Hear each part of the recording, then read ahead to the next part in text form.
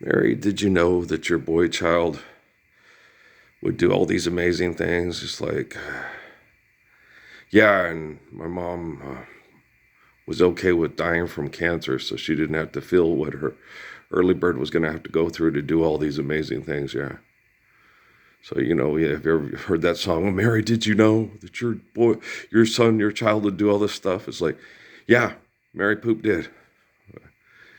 We were sitting there in the hospital before I took her home and then took her to the hospice. But she sat and told me, she goes, no, Earl, this is what's happening. This is what your family's going to do. And you're going to be real lonely. And I said, Mom, but I don't want to be real lonely. She goes, it was the way Mom saw it, is she gave me a very special gift. That I was one of the most gifted people in the world and how intelligent I was. And I was like, yeah, if I was her mother, I'd see me the same way. No, Mom, gosh dang it. She used to get so mad at me all the time.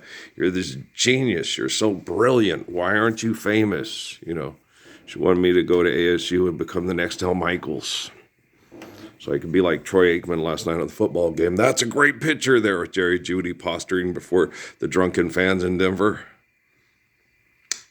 Yeah, it's like Jesus taking the cross up to the Mount of Olives. It's amazing.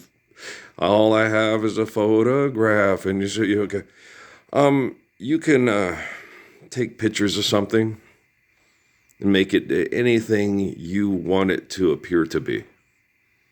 To people. Hey, that looks like Natalie when she was a baby, I know. Okay, Earl. No, seriously, she looked like that a lot. Like, oh my gosh, yeah, it was funny. She was cute. She was different. She was more different than Fisher Investments, obviously. Yeah, she was. Patrick's like, that baby's possessed and she's crazy. I was like, it seems like that. And Amy used to, she has disabilities and we got to take her. We can't afford to raise her. We don't have the money that Peter and Barbara have. There's no way we can raise her. She's got disabilities. She can't talk. She does this. And I was like, no, it's just my Ray Ray bug. She's just stubborn. She'll talk when she's good and ready to talk. She did. But I had so many people that had experts that would see, and speech pathologist people, and oh, she's got disabilities. Oh, she needs this, she needs that. It's like, no, she just didn't have what she needed right from Jump Street like the rest of my kiddos. And so she's, Mama, she's crazy, crazier than me, right?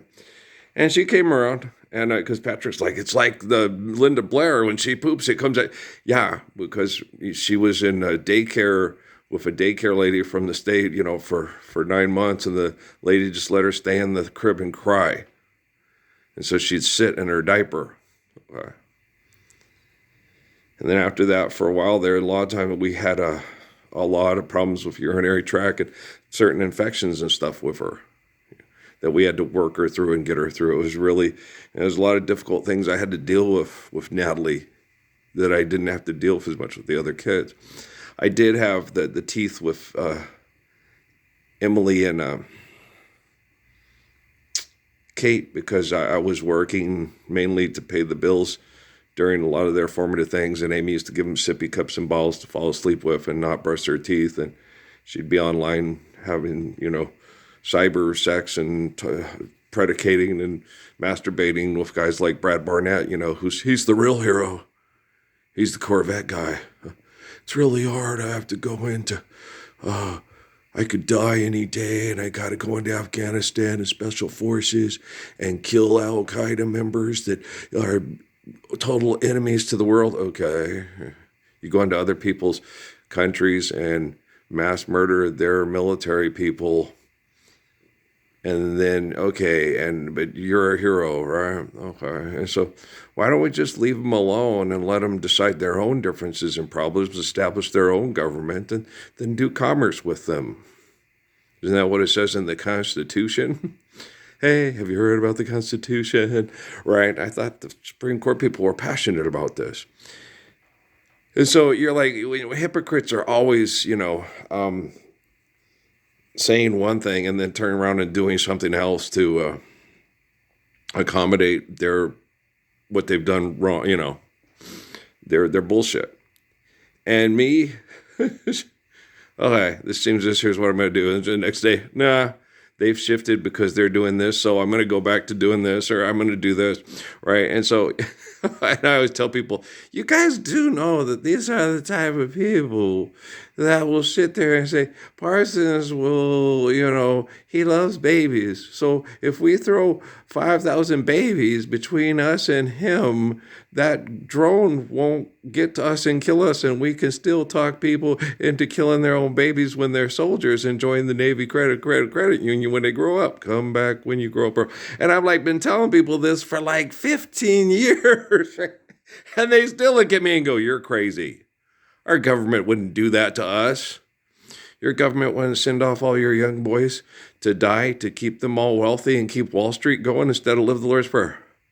It's the greatest country ever. It's the greatest story ever told. Oh, wow. So Klaus von Bülow is Jesus. Surely this man was the Son of God. Really? I'm not going to hit you. I'm not going to hit you.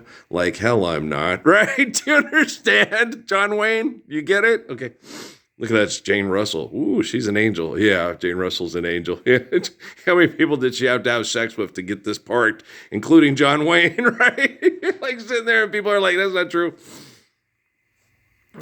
Are you sure about that, Otto Preminger? Come on now. And you believe Martin Scorsese and Jerome and Constantine? And that book was inspired by the hand of God to give you the best country in the history of the Planet of the Apes cartoons and action figures made by Mego. Are you sure about that, Louis Marx? Or celebrate our American fighting men and then reband it and make it the Avenger team and still sell those pieces of plastic for lots of money and make yourself a multimillionaire and marry a girl way outside of picture coverage. He could even marry freaking Amy Grant, It's funny. Emmanuel, and Jesus died to save us from being disgusting pigs. It's no, he was crucified to, the story. Okay, he was crucified because you guys, it's in the book. He was crucified because you guys wouldn't stand up with him to accept the truth. He talked to a guy in the Garden of Gethsemane, okay, who Peter cut his ear off. And no, he's right. I'm right. Caesar's wrong. What he's saying to you is, here's how men behave. And oh, okay, yeah, that makes sense.